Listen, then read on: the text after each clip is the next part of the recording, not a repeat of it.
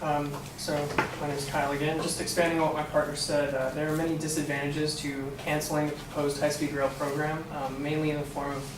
the high-speed rail program has so many advantages. In an economic impact analysis report conducted by Parsons Brinckerhoff, which is the main consulting and engineering firm behind the design and planning of the high-speed rail, they said that these factors that motivate and invest in high-speed rail generally include the following: time savings, safety, environmental concerns, road and air congestion, and impact on the regional and statewide economy, as well as the employment.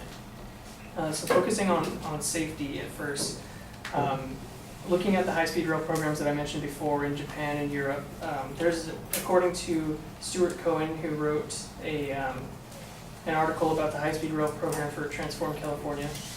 he identified that Europe has an excellent safety record with the high-speed rail program, while Japan, who's had high-speed rail since for I think a couple decades now, they've never had a fatality identified with the high-speed rail program. Similarly, with the employment issue, the high-speed rail program will create 600,000 construction jobs, which will be until 2030 when the rail is opened, and then once the rail is fully operational, it will create 450,000 permanent jobs. Due to the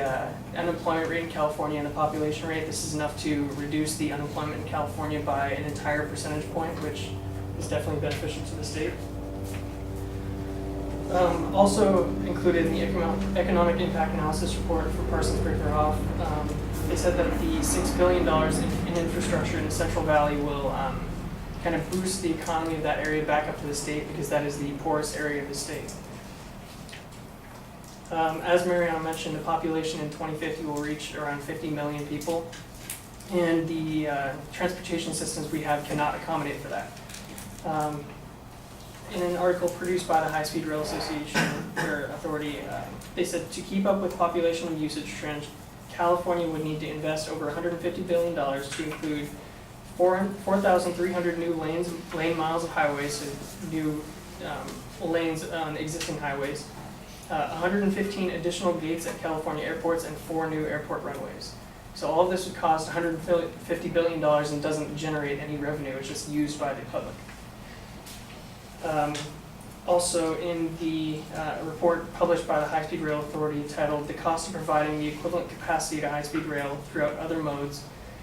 they said the lane mile cost in 2010 was $58 million for urban highways and $16.6 million for rural highways. So just the highway portion alone, which definitely isn't generating revenue,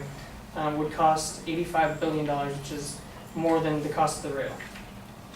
Similarly, if we do continue with the construction of the rail, although it is a pricey construction,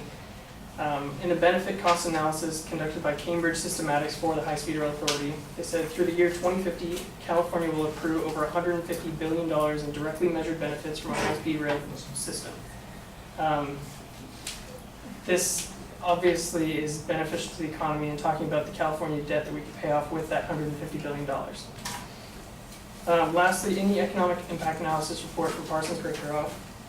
it says that the state is well positioned to leverage these investments. Unlike European systems in which smaller provincial towns are connected, this is connecting 2 major areas of California in which it's called a short haul trip because it's less than 500 miles, but it's one of the most populous in the country. So the connection of the rail would definitely help in that. And then, as I said earlier, the poorest areas of the state would be directly impacted by the construction of the rail